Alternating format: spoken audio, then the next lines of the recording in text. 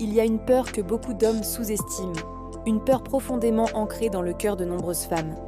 Ce n'est pas la peur d'être rejetée, ni celle d'aimer à sens unique. C'est la peur d'être jugée, la peur de passer pour une fille facile. Ce mot, si lourd de sens, a façonné la psychologie féminine depuis des générations. Parce qu'encore aujourd'hui, dans beaucoup d'esprits, une femme qui ose, qui désire, qui prend l'initiative, risque d'être cataloguée, jugée, mal perçue. Et c'est précisément cette peur-là qui crée une grande partie des paradoxes dans la séduction. Quand une femme semble incohérente, qu'elle souffle le chaud et le froid, qu'elle avance puis recule, ce n'est pas toujours un jeu. Souvent, c'est une protection, une manière de garder le contrôle, de ne pas perdre la face, de ne pas donner l'impression d'avoir cédé trop vite. Elle peut être attirée, touchée, émue, mais quelque chose en elle la retient. Une petite voix intérieure lui dit « Attention, si tu vas trop vite, il va te juger.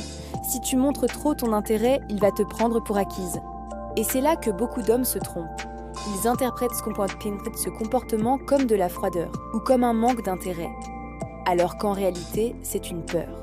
Une peur d'être mal vue, une peur d'être utilisée, une peur d'être blessée dans son image. Alors comment réagir face à ça ? Comment comprendre une femme sans la brusquer, sans la juger et sans tomber dans le piège du malentendu ? D'abord, il faut montrer que votre intérêt est plus profond, que ce n'est pas un simple désir ou une envie passagère. Les femmes ressentent instinctivement si votre approche est sincère, si vous êtes capable d'écouter, de vous intéresser à ce qu'elle pense, à ce qu'elle ressent, elle se sentira plus en sécurité. Ensuite, il faut montrer que vous n'allez pas la rejeter après coup, que vous êtes ouvert à une suite, à une continuité. Les femmes n'ont pas peur de vivre quelque chose de fort, elles ont peur de vivre quelque chose de vide. Le simple fait d'évoquer l'avenir, même de manière subtile, crée un pont émotionnel, un sentiment qu'il y a quelque chose après, et non une fin programmée.